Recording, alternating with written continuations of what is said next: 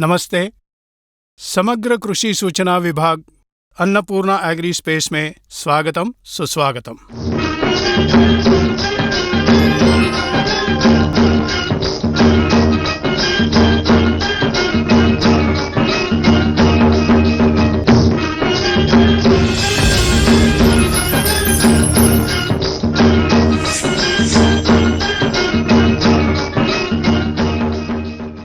आज इस पहले भाग में हम हमारी खेती प्राकृतिक नियमों के अनुसार या विपरीत हो रही है, इसके बारे में जान लेंगे।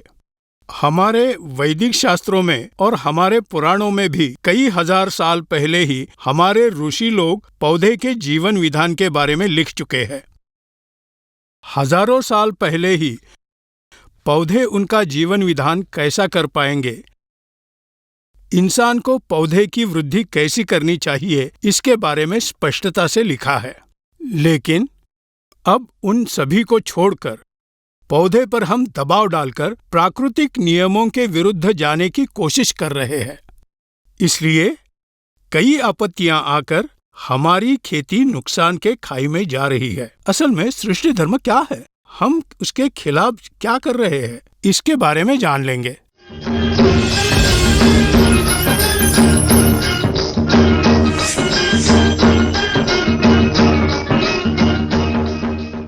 सृष्टि में हम देख रहे हैं कि थोड़े प्राणियों की पौधे से तुलना करेंगे तो मुख्यतः इंसान, जानवर, पक्षी और पौधा, इन चारों के बीच में तुलना करके अब हम देखेंगे इंसान ऊपर से आहार लेकर पाचन क्रिया होने के बाद नीचे से छोड़ देगा। प्रत्येक प्राणी के पाचन प्रक्रिया पर गुरुत्वाकर्षण काम करेगा, मतलब जमीन को आकर्षित करने की एक शक्ति है। हम किसी भी वस्तु को ऊपर से छोड़ने पर वो नीचे आकर गिरेगी, मतलब गुरुत्वाकर्षण के प्रभाव से नीचे आएगी। तो हर प्राणी की पाचन प्रक्रिया गुरुत्वाकर्षण पर ही आधारित है। इंसान की पाचन प्रक्रिया भी गुरुत्वाकर्षण पर ही आधारित है। हम मुंह से आहार लेंगे तो ऐसा नीचे जाकर नीचे से व्यर्थ बाहर निकल आएगा। आप बाजू के चित्र को देखिए। भूमि आकर्षण शक्ति कैसी होती है, ऐसे ऊपर से नीचे रहती है। वैसे ही हम आहार लेने के बाद पाचन होकर नीचे से बाहर निकलने की दिशा ऊपर से नीचे होती है। ऐसा ना हो तो इसके विपरीत हुआ ऐसे मानव को या मनुष्य को आपने देखा है क्या? मतलब नीचे से आहार लेकर ऊपर से विसर्जित होने का प्रकार कहीं देखा है? नहीं ना, ऐसा कभी नहीं देखा होगा। प्रकृति के विरुद्ध इंसान का जीवन नहीं होगा ना। लेकिन पौधों के विषय में हम विपरीत ही कर रहे हैं। इसके पहले जानवर के बारे में देखेंगे। जानवर एक तरफ से मुंह से आहार लेकर दूसरे तरफ आहार पाचन होने के बाद एक दिशा में जाकर भूमि के समांतर जाकर पाचन प्रक्रिया होकर आखिर में दूसरी तरफ से व्यर्थ को छोड़ देते हैं। यानी भूमि की आकर्षण शक्ति ऐसी हो तो जानवरों में पाचन प्रक्रिया ऐसी हो रही है, 90 डिग्री में पाचन क्रिया हो रही है। लेकिन ये कुछ विपरीत नहीं हो रहा। अब पंछियों के बारे में बात करेंगे। पंछियों को देखोगे, पंछी बैठा या खड़ा हो तो भी 45 डिग्री में ही रहता है। मतलब यहां से पंछी आहार लेंगे तो इस दिशा में जाकर पाचन होकर इस तरफ से व्यर्थ बाहर निकल आएगा। मतलब पंछियों में भूमि आकर्षण शक्ति को देखेंगे तो 45 से 50 डिग्री में रहेगा। इस दिशा में पंछियों की पाचन प्रक्रिया होती है। मतलब भूमि आकर्षण शक्ति से 45 से 50 डिग्री रहता है। जानवरों में भूमि आकर्षण शक्ति 90 डिग्री में पाचन प्रक्रिया होती है। मनुष्य में भूमि आकर्षण शक्ति के दिशा में ही पाचन प्रक्रिया होती है। मतलब अत्यंत कमजोर पाचन प्रक्रिया इंसान की है। क्योंकि हमें अभी भी अपचन हुआ तो हॉस्पिटल गए तो डॉक्टर ये बोलेंगे कि भोजन के बाद 3 घंटों तक नहीं सोना, क्योंकि हमारी पाचन प्रक्रिया की दिशा भूमि आकर्षण शक्ति के दिशा में ही होती है ना। इसीलिए 3 घंटों तक नहीं सोने से पाचन व्यवस्था से पार होकर छोटे इंटेस्टाइन में जाते हैं। तब तक ना सोने की डॉक्टर सलाह देते हैं। बस इतना ही नहीं, अगर सोना है तो बाएं तरफ सोना, क्योंकि ज्यादातर पाचक प्रक्रिया के वॉल दाहिने बाजू के ऊपर होगा। इसलिए हम जो भोजन लेते हैं वो फिर से गले में ना आए, इसीलिए बाएं तरफ सोने के लिए बोलते हैं। भूमि आकर्षण शक्ति के दिशा में ही हमारी पाचन प्रक्रिया होती है। इसी तरह जानवरों में 90 डिग्री होता है, पंछियों में 45 से 50 डिग्री में होता है। हम अगर मुर्गी को पानी पिलाकर उल्टा करेंगे तो उसे उल्टी हो जाएगी। हमें भी बहुत खाने के बाद उल्टा लटकाएंगे तो उसका पाचन नहीं होगा, थोड़ी ही देर में बाहर आ जाएगा। मतलब भूमि आकर्षण शक्ति के दिशा में ही हमारी पाचन प्रक्रिया होगी। लेकिन भगवान ने बनाया हुआ सृष्टि धर्म यह है कि इस दुनिया में बहुत ही शक्तिशाली पाचन प्रक्रिया, मतलब हमारे पाचन और पौधे की पाचन प्रक्रिया की तुलना में अत्यंत शक्तिशाली पाचन प्रक्रिया पौधे की ही है। आप ध्यान दीजिए, जंगलों में 100 से 150 फुट ऊंचाई के पेड़ रहते हैं, लेकिन भोजन कहाँ से लेंगे? वो जमीन से ही लेंगे ना।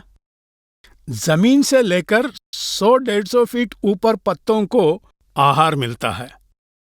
जमीन से जड़ शोषण करते हैं, ऊपर ले जाकर 100-150 फुट ऊंचे पेड़ आखिर के पत्तों को आहार पहुंचाते हैं। मतलब भूमि आकर्षण शक्ति नीचे से हो तो पौधा आहार ग्रहण करने की दिशा पाचन और पाचन प्रक्रिया की दिशा भूमि आकर्षण शक्ति के व्यतिरेक दिशा में जाते हैं, ऊपर रहते हैं। मतलब पौधे की ग्रहण करने की शक्ति होती है, चाहे चूसने की शक्ति होती है। इतनी शक्तिशाली पाचन व्यवस्था एक पौधे को ही है और किसी को नहीं। मतलब भूमि आकर्षण शक्ति ऐसी हो तो जड़ व्यवस्था पोषक द्रव्यों से आहार लेकर 100-150 फुट ऊंचे आखिर में पत्तों को भी पहुंचाती है। तो अत्यंत शक्तिशाली ऐसी ये पाचन प्रक्रिया एक पौधे को ही हो सकती है। आप एक बात गौर कीजिए, हम जो आहार लेते हैं वो एक पद्धति होती है। आहार मुंह में रखने के बाद ज्यादा चबाएंगे, क्योंकि मुंह में जो लाला होती है उससे मिलकर पाचन शुरू होता है।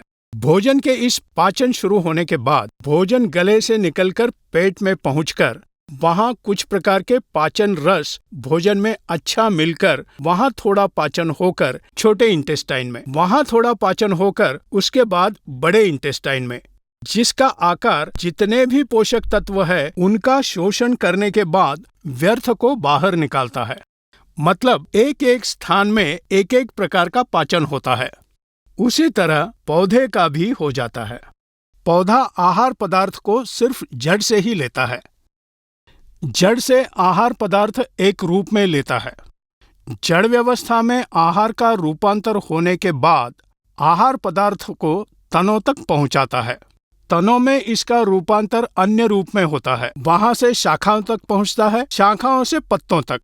पत्तों में प्रकाश संश्लेषण द्वारा वहां पाचन क्रिया पूरी तरह से संक्रमित होकर सूर्य प्रकाश ग्रहण करके कर्बत भी प्राणिल वायु लेकर पूरे रूप से पाचन प्रक्रिया पूरी करके उसके बाद किस किस हिस्से को कितना आहार पहुंचाना है वैसे पहुंचाएगा। यह है सृष्टि धर्म। लेकिन हम क्या कर रहे हैं? सृष्टि धर्म के व्यतिरेक हम खेती कर रहे हैं। मतलब ज्यादातर हम पौधे को मिलने वाले आवश्यक पदार्थ ऊपर से फव्वारा करके देने की कोशिश करते हैं। फव्वारा करके मतलब पत्तों को भी आहार दे रहे हैं। ये पत्तों को आहार देना गलत है, जो सृष्टि धर्म के खिलाफ हो रहा है। इसलिए पौधा जो पोषक पदार्थ उसे ऊपर से दे रहे हैं उन पोषक पदार्थों का शोषण नहीं कर पा रहा है और पूरी तरह से ना लेकर व्यर्थ रूप में छोड़ दे रहे हैं। इतना ही नहीं, पौधे के जीवन प्रक्रिया को प्रतिरोध कर रहे हैं। उसको हमें देखना चाहिए। मतलब पौधे के संबंधित सभी प्रकार के पोषक तत्व हमें जमीन में पहुंचाने के लिए कोशिश करना है, तब पौधा अपने आप पोषक तत्व जड़ व्यवस्था द्वारा ऊपर ले जाकर हर एक हिस्से को इन आहार पदार्थों को इन पोषक तत्वों के एक एक प्रकार से रूपांतरित करके बदलकर आखिर में पत्तों तक लेकर पहुंचाते हैं। वहां पूरी तरह से पाचन प्रक्रिया पूरी करके फिर से तैयार किए गए पिष्टमय पदार्थ आदि सभी को फिर से दूसरे हिस्सों को पहुंचाते हैं। पौधे की काया बोलते हैं हम इसको, नजदीक रहता है उसको हम काया बोलते हैं। इसके द्वारा थोड़े पदार्थ जड़ों को भी पहुंचाता है। ऊपर ले जाकर पूरा पाचन प्रक्रिया पूरी होकर उसके बाद पूरी करने के बाद फिर से जड़ व्यवस्था भी विकसित होने के लिए जड़ों को भी आहार पहुंचाने के लिए इस कवच के द्वारा तनों के काया के द्वारा फिर से जड़ व्यवस्था को पहुंचाया जाता है। यह है पौधे में होने वाली पूर्ण जीवन प्रक्रिया। लेकिन हम क्या कर रहे हैं? ज्यादातर पोषक द्रव्यों को पिचकारी करके पौध को बहुत तनाव दे रहे हैं। ये तनाव बर्दाश्त नहीं होकर हमने पौधे के जीवन प्रक्रिया में बदलाव करने के कारण पौधे का तनाव बढ़कर पौधा अच्छी सी पैदावार नहीं दे पा रहा है। तो हमें ये पता करना है कि सृष्टि धर्म के खिलाफ हम खेती कर रहे हैं, लेकिन सृष्टि धर्म के साथ ही हमें खेती करनी चाहिए। सृष्टि धर्म के खिलाफ खेती कर रहे थे, उसे छोड़कर सृष्टि धर्म के अनुरूप भगवान ने पौधों को ये शक्ति दी है। मतलब भूमि आकर्षण शक्ति के विरुद्ध आहार पदार्थों को ऊपर ले जाने की शक्ति, ग्रहण अवशोषण करने की शक्ति भगवान ने पौधों को दिया है। हम उसका व्यतिरेक कर रहे हैं। तबीयत ठीक ना होने पर हॉस्पिटल में जाने के बाद डॉक्टर क्या करेंगे? जल्दी से जल्दी तबीयत ठीक करने के लिए सलाइन बोतल हाथों में, नसों में, पैरों के पास सलाइन चढ़ाएंगे। मतलब जब हम रोगी मरीज थे तो जल्दी सुधारने के लिए, हमारी तबीयत जल्दी सुधारने के लिए सलाइन बॉटल या मिनरल बॉटल यहाँ हाथों के नसों में से डॉक्टर ने चढ़ाया। मतलब तुम्हारी पोजीशन कैसी है, हमारी परिस्थिति कैसी है। जब हम रोगी होते हैं, पौध को भी कब फवारना है, जबकि कीटों से हमला होने पर ही ऐसा फवारा करना चाहिए। इसी कारण पौधे को जल्दी से जल्दी कीटों से छुटकारा पाने के लिए हमें स्प्रे करना चाहिए।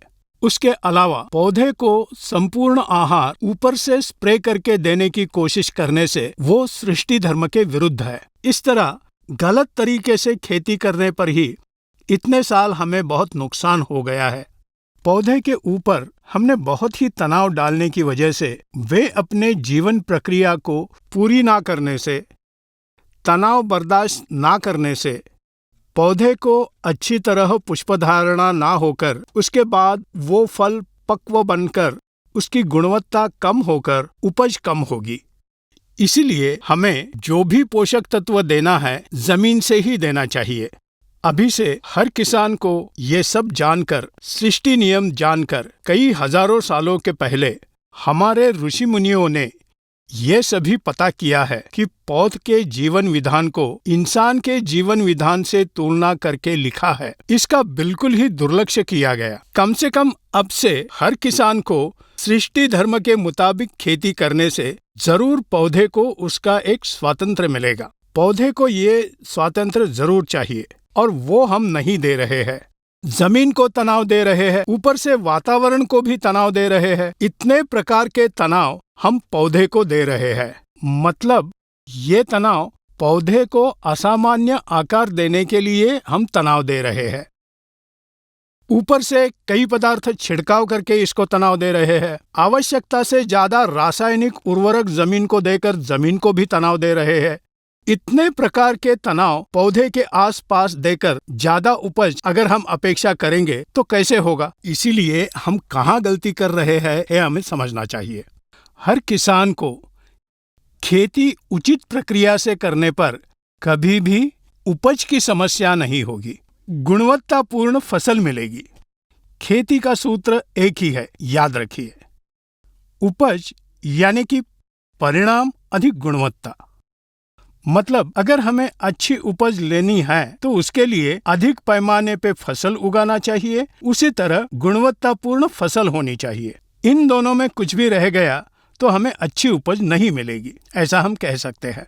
अधिक से अधिक उपज लेने पर वो काफी नहीं होगा, उसके साथ अगर गुणवत्ता रहेगी तो ही अच्छी उपज ले पाएंगे। इसीलिए हर किसान इस सिद्धांत को जरूर अपनाए और याद रखे, उपज यानी कि परिणाम अधिक गुणवत्ता।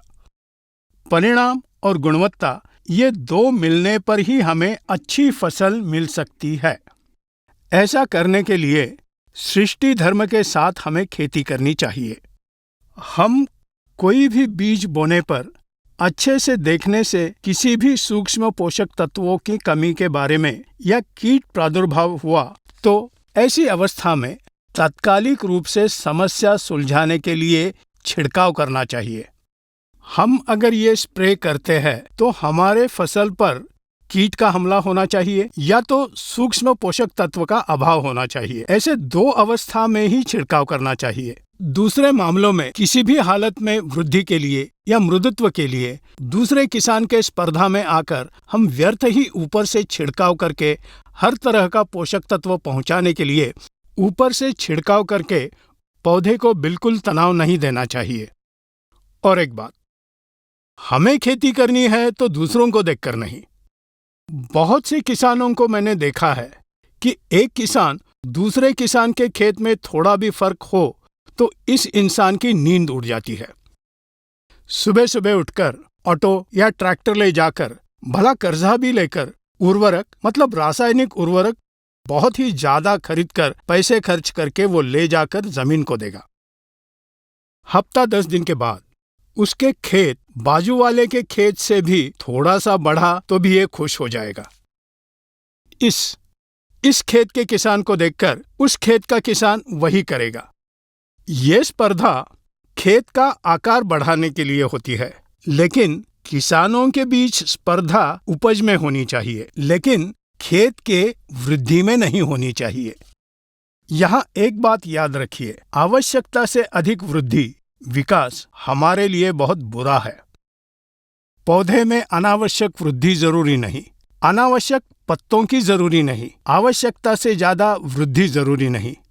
जो भी सही है और जो भी पौधे को जितनी मात्रा में चाहिए, कौन से किस्म का पौधा कितना बढ़ना है, उतना ही बढ़ने पर उस पौधे को कितने पत्ते हो सकते हैं, कितनी सांद्रता से पत्ते होते हैं, उस सांद्रता में पत्ते होने से कितनी हरियाली आवश्यक है, उतनी ही हरियाली होने पर अधिक उपज मिलेगी, पौधा स्वस्थ रहेगा, ज्यादा उपज भी देगा। ऐसा ना होने पर केवल ऊंचाई बढ़ाने के लिए, अधिक पत्तों के लिए, बहुत ही अच्छी हरियाली देखने के लिए पड़ोस को देखकर होड़ लगाकर खेती करेंगे तो तुम्हारा नुकसान तुम ही खरीद कर लाओगे। कृपया आप कभी भी ऐसे पद्धति को ना अपनाएं। अधिक ऊंचाई के लिए कभी भी कोशिश ना करो। पौधे की ऊंचाई कितनी होगी ये हमें मालूम है, लेकिन पड़ोसी को देखकर पड़ोसी की फसल हमारे फसल से थोड़ी सी ऊपर हो तो उसके लिए आवश्यकता से अधिक उर्वरक खरीदकर पैसे खर्च ना करें। इसीलिए सृष्टि धर्म के अनुसार कौन सा पौधा कितना बढ़ेगा, उसमें कितने पत्ते होने पर कितनी पुष्पधारणा होगी, कितना हरा भरा पौधा रहेगा तो अच्छा होगा, ये सभी सृष्टि धर्म से संबंधित है। उसके खिलाफ कोई भी किसान कोई भी काम मत करे। तो हम दूसरे भाग में असल में पौधे के जीवन विधान में जमीन की भूमिका क्या है, असल में पौधे को जमीन दिल जैसा काम कैसे करती है, उसके बारे में दूसरे भाग में हम जान लेंगे। इस पहले भाग में हमने सृष्टि धर्म और हमारी खेती, इन दोनों के बारे में आज जान लिया। तो हर किसान ने उसके सृष्टि धर्म के हिसाब से खेती करनी चाहिए, ऐसी आशा मैं करता हूँ। तो समग्र कृषि समाचार विभाग के लिए Annapurna agri space YouTube channel को सब्सक्राइब कीजिए। बाजू के बेल आइकन को आप दबाने से आपको नोटिफिकेशन आ जाएगा। तो हर एक किसान अपने पड़ोसी किसान को समग्र कृषि विभाग के बारे में बताकर उसे भी अन्नपूर्णा एग्री स्पेस को सब्सक्राइब करने के लिए बताएं। धन्यवाद।